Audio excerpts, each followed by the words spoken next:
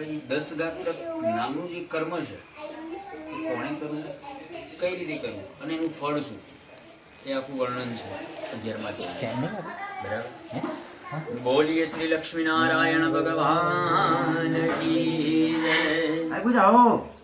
શ્રી રામચંદ્ર ભગવાન કી જય, પિતૃનારાયણ દેવ કી જય। गरुडवाच 10 गात्राः निबृहीकृते किं सुकृतं भवेत् पुत्र भावेत् कः कुर्यादिति मे वद केशवम्। गरुड़जी भगवान ने प्रश्न पूछे छे कि हे भगवान, मने 10 गात्र नामનું કર્મ કહો તથા તે કરવાથી ફળની પ્રાપ્તિ શી થાય છે તે કહો। કદાપि પુત્ર ન હોય તો એ વિધિ કોણે કરવી તે પણ કહો। ભગવાન કહે છે, હે ગરુડ, સતપુત્ર વિધિ કરે તો તે પિતૃ ઋણ થકી મુક્ત થાય છે અને પુત્ર વિયોગજન્ય દુઃખનો ત્યાગ કરી તથા ધૈર્યથી અંતઃકરણનું નિયમન કરી નેત્રમાં આંસુ ન લાવતા પિતૃઓનું પિંડદાન આદિ કરવું। બાંધવો આદિ લીટ તથા આંસુ પાડ્યા હોય તે પ્રેતને અવશ્ય ભક્ષણ કરવા પડે છે।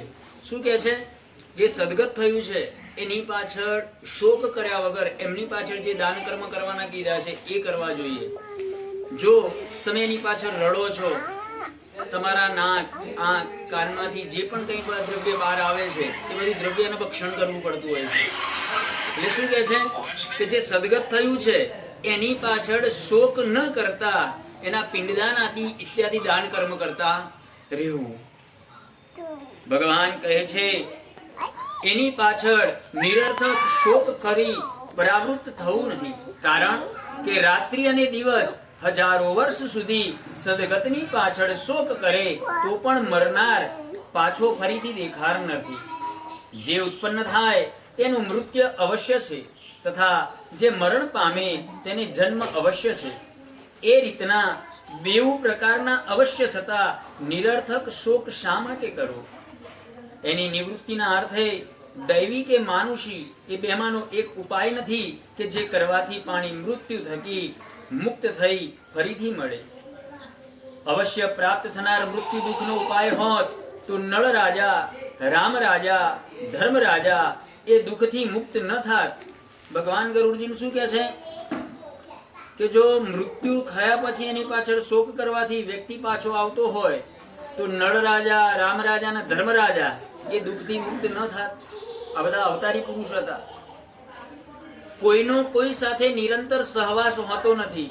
તે બાબતે દ્રષ્ટાંત, જેમ હું પણ શરીર નિરંતર અભિમાન રાખે છે તેમ છતાં શરીર તેનો ત્યાગ કરીને જાય છે તો બીજા જનનો સહવાસ હંમેશા રહેશે એવું તો મનમાં લાવવું જ નહીં।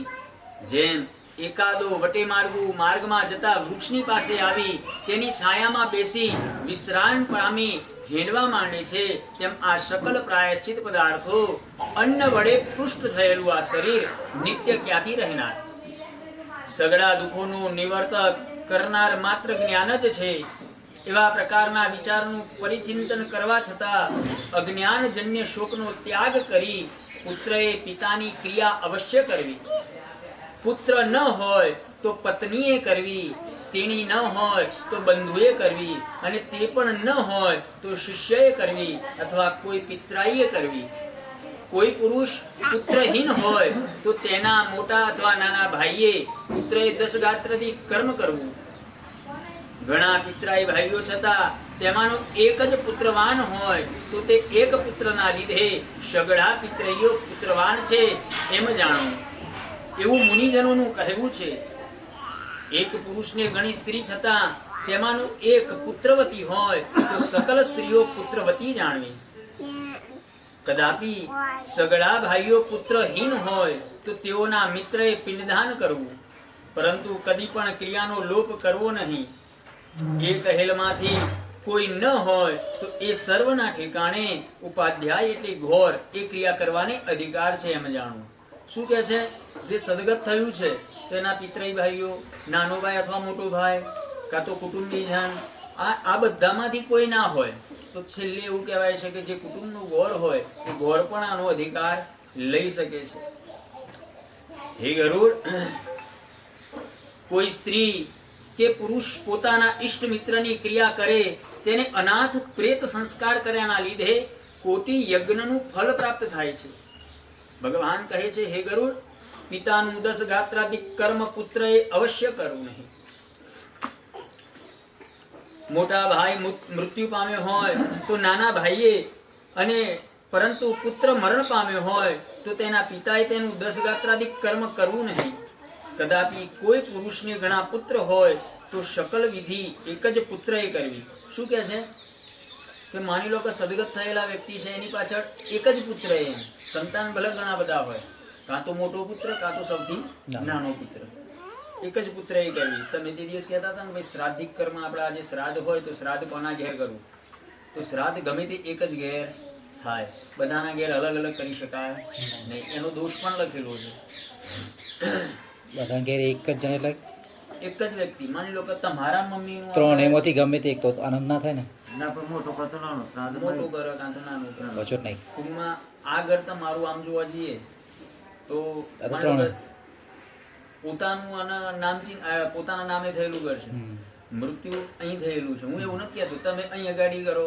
માની લો કે શંભુભાઈ ના ઘરે બી તમે કરી, માની લો કે શંભુભાઈ માની લો કે બહાર રહે છે, એબા કરે છે, તમારા બંને ભાઈઓથી કરાય નહીં.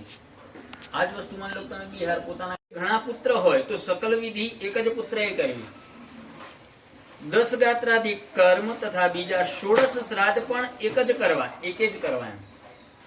કદાપી ધનના ભાગ વહેંચી લીધા હોય તો પણ ઉપર કહેલા સર્વ કર્મ એકે જ કરવા. માની લો કે પિતાએ, માની લો કે જમીન હોય બધું હોય, ભાગ કરી દીધા હોય, ભાગ પાડીને આપી દીધા હોય, તો આ કર્મ જે છે 10 ગાત્રાદિક એક જ ભાઈએ કરવું. કદાપી સર્વ કર્મ એકે જ કરવા, ભાગ પાડી લીધા હોય તો સંવત્સારિક શ્રાદ્ધ સૌના ઘેર જુદા જુદા કરવા. તે મોટા પુત્રએ 10 ગાત્રાદિક ભક્તિપૂર્વક અવશ્ય કરવા. એ કર્મ કરે તો ફળ મળે છે. એકવાર ભોજન કરનારો, ભૂમિ પર શયન કરનારો, નિરંતર બ્રહ્મચિંતન કરનારો તથા સુચિરભૂત પવિત્ર છતાં 7 વાર પૃથ્વીની પ્રદક્ષિણા કરવાથી જે ફળની પ્રાપ્તિ થાય છે તેટલું ફળ મા બાપની પાછળ ક્રિયા કરવાથી પ્રાપ્ત થાય છે. તો વિચાર કરો, આ જેટલું લખ્યું છે એટલું ફળ આપણને મળે, પણ ક્યારે? સાચા ભાવ અને શ્રદ્ધાથી જો કર્મ કરવામાં આવે તો. પણ દરેક વસ્તુની અંદર જો શંકા કુશંકા કરવામાં આવે છે તેનું ફળ નથી. ભાગ પાડી દીધા તો 3 અલગ અલગ કરી. ના, તો એકમાં તો એકમાં એક મોજ. માં તો એક જ હતી ને. હજી તમે પેલું વાક્ય સાંભળ્યું કે ભાઈ આપણે ભાગ પાડી દીધા હોય તો બધા ભાઈ અલગ અલગ જે કરવાનું કીધું એ કેવું કે યાદ કરવાનું. આ સમજે બેટા. માની લો કે એમ નીતિથી હવે શું કહે છે કે 3 ભાઈઓ છો તમે. હવે માની લો કે શુક્લ તીજ ત્રીજ છે ને તમારે, બરાબર, પોષ શુદ્ધ ત્રીજ. હવે માની લો કે 3 ભાઈઓ છો, ઘણા ત્રીજ્યા, કારણ કે આપણા સનાતન ધર્મમાં એક બહુ મોટી ભૂમિ છે. આપણને જે આપણી સંસ્કૃતિએ જે મહિના આપેલા છે એ તિથિઓ આપણને યાદ રહેતી નથી, આપણને તારીખો યાદ રહે. સમજવા જેવી વસ્તુ છે. જો તારીખોથી જો આપણે માની લો કે ઋતુચક્ર પકડવા જઈએ તો આપણે કોઈ દિવસ પકડી શકીએ નહીં. એના લીધે જો તમે અમુક તહેવારો જે છે ને, અમુક ધર્મની અંદર અમુક તહેવારો એવા છે કે એમને કોઈક વાર વૈશાખ મહિનામાં એ તહેવાર આવે, કોઈક વાર આપણે માની લો કે શ્રાવણ મહિનામાં આવે ને. અને એ બધા ધર્મના આપણે એમના પેલા રોજા હોય તો આપણે નથી ભાઈ આમના જેવા રોજા તો કોઈ કરી શકે નહીં. પણ એમના જે તહેવારો છે ને એ કેવું છે, ટાઇટલ વગરના છે, મથાળા વગરના. ત્યારે આપણી તિથિઓના આપણા તહેવારો જે છે ને તિથિ પ્રમાણે શ્રાવણ વદ આઠમ એટલે જન્માષ્ટમી જ કહેવાય, શ્રાવણ સુદ પૂનમ એટલે રક્ષાબંધન જ આવે. કોઈ દિવસ આપણી તારીખ પ્રમાણે આપણે તિથિ પ્રમાણે જ આપણા તહેવાર હોય. આપણે બધાને ખબર છે આપણા ઘર રાવજી હતા ને બહુ બુદ્ધિજીવી હતા. કોઈ વ્યક્તિ મહિના પ્રમાણે આપણે કોઈ જાન્યુઆરી મહિનો કે ભાઈ ડિસેમ્બર મહિનો કે નવેમ્બર મહિનામાં ઘઉં કોઈ ના પહેરે, પણ બધાને એટલી ખબર છે કે ભાઈ દિવાળી જાય એટલે ઘઉં પહેરવાની સિઝન ચાલુ. તમે પૂછશો ને કોઈ બી આપણે દિવાળી જાયગી તો ઉસ ટાઈમ पे गेहूं लगा सकते हैं. કહેવાનો ભાવ તિથિ પ્રમાણે આ સનાતન ધર્મ બહુ સાયન્સના આધારિત છે. અને તમે જોજો દિવાળી પછી જે ઘઉં પહેરતા હોય છે ને એમના ઘઉં સારા અને વ્યવસ્થિત જ હોય સમય અનુસાર પ્રમાણે. કહેવાનો ભાવ આપણો ધર્મ બહુ જ ઊંડાણપૂર્વક જોઈએ જો કારણ કે દરિયો છે આપણો જે ધર્મ છે ને બહુ મોટો દરિયો છે અને આ દરિયામાંથી જેટલી આપણે મોતી આપણે વેણી લઈએ ને એટલા સારા. પણ અત્યારે આપણા બધાના મનમાં એમ કે આપણા ધર્મમાં આ બધું કઈ રીતે બે તિથિઓ આવે છે, અધિક મહિના આવે છે. આપણે નથી કહેતા કે અધિક મહિના આપણામાં જ ચમ આવું. તો એનું કારણ છે કે આપણે ઋતુચક્ર વ્યવસ્થિત પકડી શકીએ. એક જ આપણું જ જ્યોતિષ શાસ્ત્ર આપણા જ ધર્મની અંદર જે કેલેન્ડર છે ને એ આદિ કાળ સુધી રહેવાનું છે. બાકી બીજા બધા કેલેન્ડરોની તારીખો અત્યારે બંધ બેહાડે છે. તમે જુઓ ફેબ્રુઆરી મહિનામાં 28 દિવસ હતા, પહેલા 27 હતા, ના ખબર હતું કહું. પછી એક દિવસ વધાર્યો, હવે પાછું એક દિવસ વધાર્યું છે. વધારતી ખોટી બેહાડવામાં આવે છે, બંધ બેહાડવામાં આવે છે. આપણામાં તો વિચાર કરો કેટલું જોરદાર સચોટ જ્ઞાન છે કે માની લો કે 2 પાંચમ હોય, કોઈક વખત વૃદ્ધિ તિથિ હોય, કોઈક વખત ઘટ તિથિ હોય, ઋતુચક્ર પકડાઈ રહે, આપણા મહિનો પકડાઈ રહે. પણ ઘણા લોકો મૂર્ખ વ્યક્તિ હોય ને એમ કે આપણા મોજચમ મહિના આ રીતે. એટલે ગોળાઓ સમજો તો ખરા, આપણે 3 ઋતુઓ સારી રીતે ભોગવી શકીએ ને એટલા માટે આ જ્યોતિષાચાર્યોએ આ બધી કમ્પ્લીટ ગોઠવણી કરી રાખી છે. બાકી 1 વર્ષ પછી જે સૂર્યગ્રહણ ને ચંદ્રગ્રહણ છે ના સવારે 600 કરોડ બગાડ્યા તો એ હજુ સુધી ખબર પડી નથી. અને આપણે જે પંચાંગ છે, પંચાંગની અંદર સૂર્યગ્રહણ ને ચંદ્રગ્રહણ ક્યારે છે, કેટલા વાગે છે, કઈ તિથિ છે, બધું જ લખેલું હોય. વિચારવા જેવું છે ને કેટલું સચોટ ગણિત છે. તો આપણું સનાતન ધર્મ, આપણી જે સંસ્કૃતિ છે ને બહુ પ્રાચીન છે અને એક સાયન્સના આધારિત છે. એક સાયન્સ જ છે એમાં સમજવાનું. આપણા ઋષિ મુનિઓ હતા બધા સાયન્ટિસ્ટો જ હતા, પણ અત્યારના મૂર્ખોને કશી ખબર પડતી નથી. શું કે છે કે 7 વાર પૃથ્વીની પ્રદક્ષિણા કરવાથી જે ફળની પ્રાપ્તિ થાય છે તેટલું ફળ મા બાપની પાછળ ક્રિયા કરવાથી પ્રાપ્ત થાય છે. 10 ગાત્રખ્ય કર્મને આરંભી વર્ષ પૂરું થતા સુધી સકલ ક્રિયાઓએ પુત્ર એ જ કરે. જે પુત્ર કરે તેને ગયા શ્રાદ્ધનું ફળ પ્રાપ્ત થાય છે.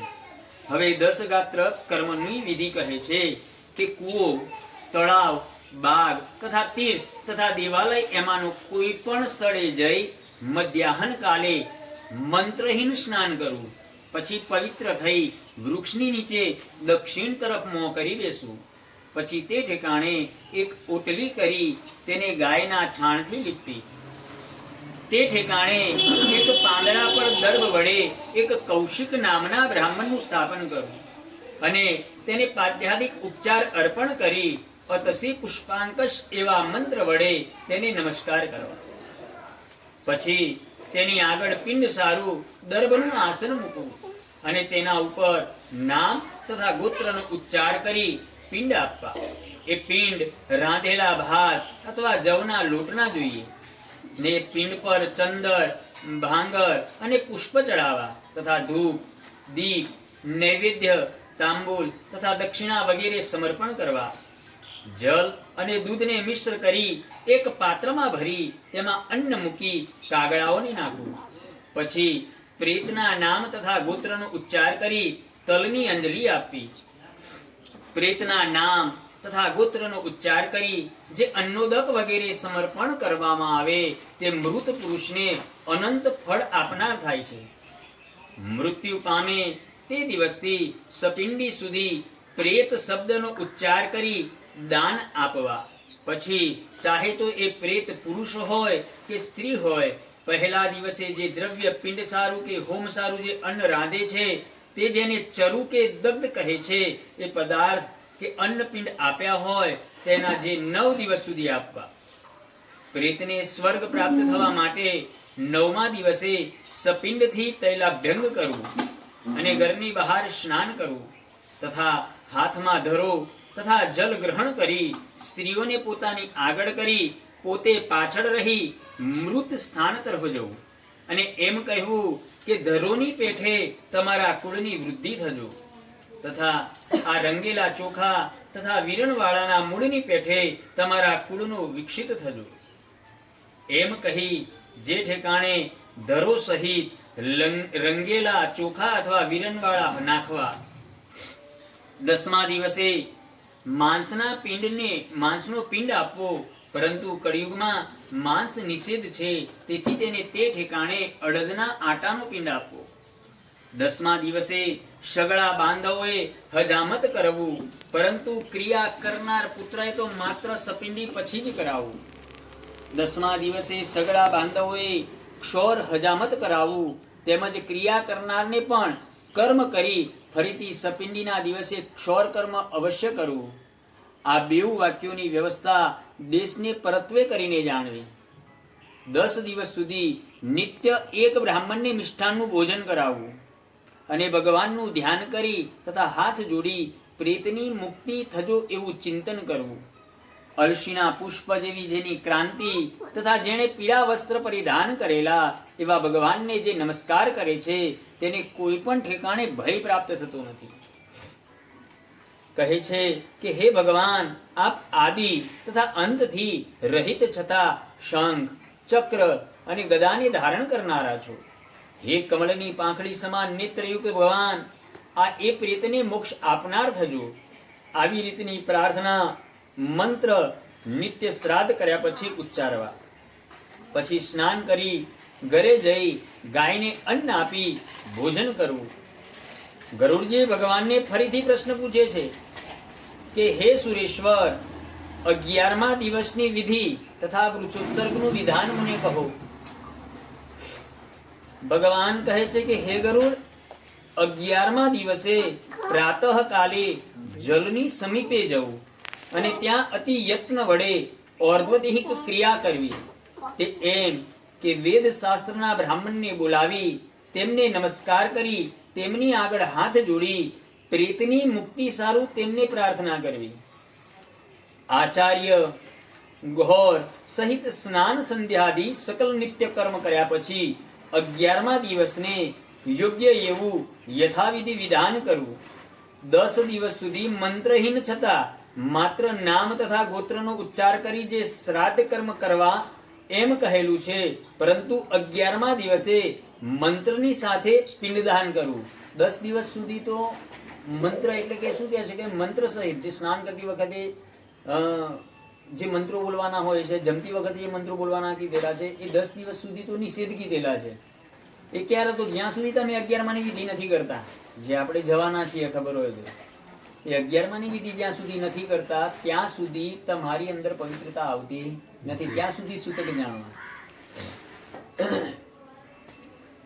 શું કહે છે કે 11મા દિવસે મંત્રની સાથે પિંડદાન કરવું. જે પિંડદાન ને બધું ત્યાં ગાડી આપણે માની લો કે વિષ્ણુ પરમાત્માની પૂજા, આ બધા દેવોની પૂજા થવાની, યમ ધર્મની પૂજા થવાની, ગાયત્રીની પૂજા થવાની, આ બધા દેવોની પૂજા થશે અને પછી પિંડદાન અર્પણ કરવામાં આવશે. પિંડદાન વખતે પણ મંત્ર બોલાવવામાં આવશે.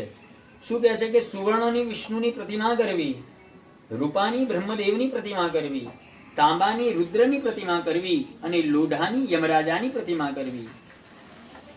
ગંગોદકથી ભરેલા વિષ્ણુ કલશ પશ્ચિમ દિશાએ સ્થાપના કરવું અને પીળા વસ્ત્રથી વીટેલી વિષ્ણુ ભગવાનની મૂર્તિ તેના પર સ્થાપન કરવી. દૂધ અને જળથી ભરેલો કુંભ પૂર્વ દિશા તરફ સ્થાપન કરવું અને શ્વેત વસ્ત્રથી આચ્છાદ કરેલી બ્રહ્મદેવની પ્રતિમા તેના પર સ્થાપન કરવી. મધ અને ઘીથી ભરેલો કુંભ ઉત્તર તરફ સ્થાપન કરવું અને રાતા વસ્ત્રથી વીટેલી રુદ્રની પ્રતિમા તેના પર સ્થાપના કરવી.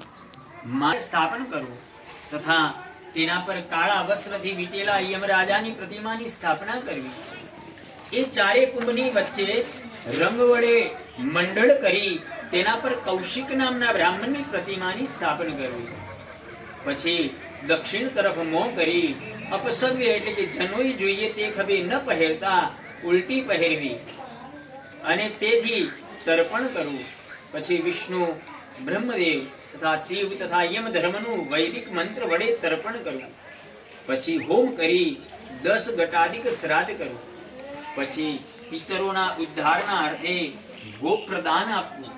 તે સમયે ભગવાનને પ્રાર્થના કરવી તે એમ કે હે ભગવાન, મેં જે આ ગાય આપી છે તે આપના પ્રતિ અર્થે હજો. પછી ગાયને લગતા જે ઉમરયુક્ત વસ્ત્રાદિ હોય તે સર્વ તથા ઘીથી ભરેલું કાંસાનું પાત્ર, તેના પર સપ્ત ધાન્યાદિ જે કાંઈ અપેક્ષિત જરૂર હોય તે સર્વનું દાન કરવું. તિલાદી 8 મહાદાન અંતકાલે આપ્યા ન હોય તો તે પણ સૈયાદાનની સાથે જ આપવા. જે બ્રાહ્મણને સૈયાદાન આપવાનું હોય તેના પગ ધોવા અને તેમને વસ્ત્રાદિક અલંકાર આપી તેમનું પૂજન કરવું તથા રાધેલા અન્ન તથા મોદક અને અપૂપ પીરસાવીને ભોજન કરવું. પછી ક્રિયા કરનાર પુત્રએ સૈયા પર સુવર્ણના કરેલા પુરુષનું સ્થાન કરવું અને એ પુરુષનું પૂજન કરી બ્રાહ્મણને એ સૈયા આપવી. પછી બ્રાહ્મણને આ મંત્રથી પ્રાર્થના કરવી કે એમ કે હે બ્રાહ્મણ દેવતા, પ્રેતની પ્રતિમા વાળી છતાં સકલ સામગ્રીથી યુક્ત એવી આ સૈયા મેં તમને સમર્પણ કરી. એમ કહી કુટુંબ વત્સલ છતાં વિદ્વાન હોય તે બ્રાહ્મણને એ સૈયા આપી. પછી બ્રાહ્મણને નમસ્કાર કરી તેમને જવા દેવા. એ રીતના સૈયાદાન તથા વૃષોત્સર્ગના વિધાનને લીધે પ્રેત ઉત્તમ ગતિને પામે છે. 11મા દિવસે યથાવિધિ વૃષોત્સર્ગ કરવું. એમ કે કોઈ પણ અવયવથી વાછડો ખોડીલો ન છતાં વયમાં નાનો તથા રંગ લાલ ન જોઈએ. એ વાછડાના લક્ષણ કહેલા છે તે જોઈ તેનું દાન કરવું. તે એમ કે રાતા નેત્ર છતાં રંગ પિંગલો એટલે કે છીકણી રંગનો જોઈએ તથા તેના શિંગડા, ગળું, પગની ખરીઓ એ રાતા જોઈએ. તેનું પેટ શ્વેત અને પૂંઠ કાળી જોઈએ. એવા લક્ષણવાળો વાછડો બ્રાહ્મણને આપવાનું કહેલું છે. જેનો રંગ લાલ અથવા મુંજળિયો હોય એવા વાછડો ક્ષત્રિયે આપવો અને પીળા રંગનો વૈશ્યએ આપવો. કાળા રંગનો શુદ્રએ આપવો. જે બધે અંગે તપકીલાઓ છતાં પૂંછડે તથા પગે શ્વેત રંગના હોય તેને પિંગ રંગનો કહેવાય છે. એવા વાછરડાનો ઉત્સર્ગ કરે છે. તે પિતૃઓની પ્રીતિને વૃદ્ધિ મેળવે છે. જે વૃષભના પગ, મોં તથા પૂંછ એ શ્વેત હોય અને તેના બાકીના અંગનો રંગ રાતો બળતા જેવો હોય તેને નીલ એમ કહે છે. જે રંગ લાલ છતાં મોઢે તથા પૂંછડે સફેદ હોય, ખરીઓ અને શિંગડા તપકીરા હોય તેને રક્ત નીલ કહેવો. જે સર્વાંગ એક જ રંગનો છતાં પૂંછડેથી ભૂરા રંગનો હોય તેને નીલ પિંગ કહેવો. આ વૃષભ પૂર્વજોના ઉદ્ધાર કરનાર જાણવા. જેનો રંગ કબૂતરના જેવા છતાં માથે પીળું હોય તેને બબરું નીલ કહે છે. આ વૃક્ષ સર્વાંગે સુશોભિત હોય છે. જેને સર્વાંગ નીલ વર્ણ છતાં રાતા નેત્ર હોય તેને મહાનીલ કહે છે. એ રીતે 5 પ્રકારના નીલ જાણવા. ભગવાન કહે છે, હે ગરુડ, વૃક્ષોત્સર્ગ અવશ્ય કરવો. ઉત્સર્ગ કર્યા પછી એ વાછરડાને પકડવો નહીં. તેમજ તે ઘરે આવે તો તેનું ઘરમાં પણ પાલન કરવું નહીં. એ બાબત એક પુરાતની કથા છે. તે એવી કે ઘણા પુત્ર હોય તો બહુ સારું એવી મનુષ્ય ઈચ્છા રાખવી. કારણ કે તેમાંનો એક પણ ગયાજી જઈ શ્રાદ્ધ કરે અથવા પુત્રીનો વિવાહ કરે કે નીલ જાતિના વૃક્ષનો ઉત્સર્ગ કરે. જે વૃક્ષોત્સર્ગ કરે છે તથા ગયા શ્રાદ્ધ કરે છે તેને જ સાચો પુત્ર જાણવો. બીજાને વિષ્ટા તુલ્ય જાણવા. શું કહે છે શાસ્ત્રની અંદર કે સદગતની પાછળ એમના સંતાનોએ તો એક વખત તો ગયાજી શ્રાદ્ધ કરવું જોઈએ. અને જે ગયાજી શ્રાદ્ધ કરે છે એને કેવો અમૃત તુલ્ય પુત્ર કીધેલો છે.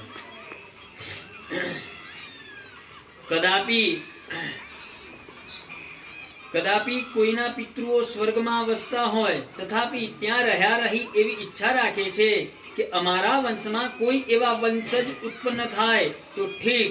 તે જે અમને ઉદ્ધારવા હેતુથી ઉત્સર્ગ કરે છે અને ગયાજી જાય છે.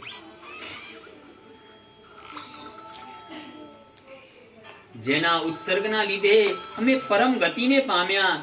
સકલ યજ્ઞમાં વૃષ યજ્ઞ મુક્તિ આપનારો છે. માટે પિતૃઓની મુક્તિના અર્થે યત્નપૂર્વક યથાવિધિ વૃષ યજ્ઞ કરવો.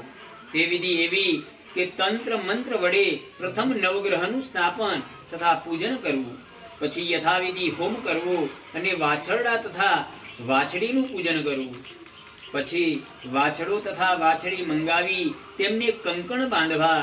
પછી વિવાહની વિધિથી એક સ્તંભ રોપવો અને એ ઠેકાણે એ વાછડો તથા વાછડીનું સ્થાપન કરવું.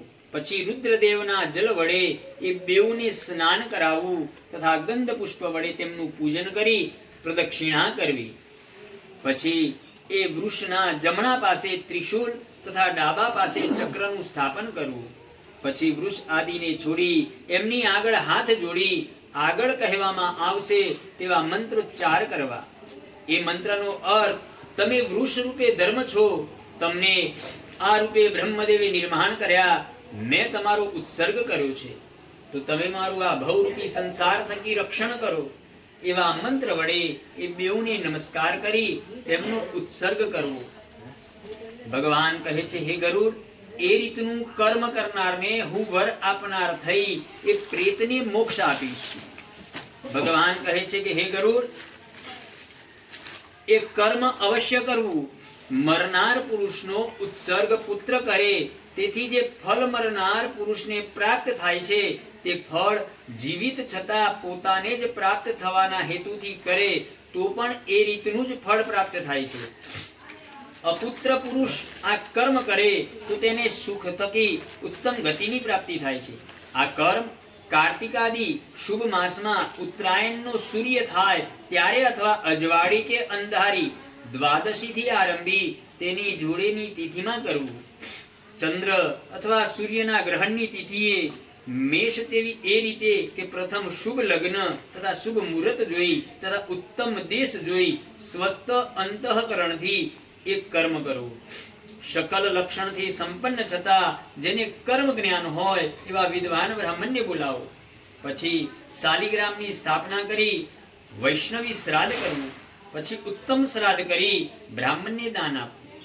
હે ગરુડ, એ પ્રમાણે જે વિધિ કરે છે તે પુત્રવાન હોય અથવા પુત્રહીન હોય તથાપી તેના સકલ મનોરથ એ વૃષોત્સર્ગ રૂપી કર્મ થકી સિદ્ધ થાય છે.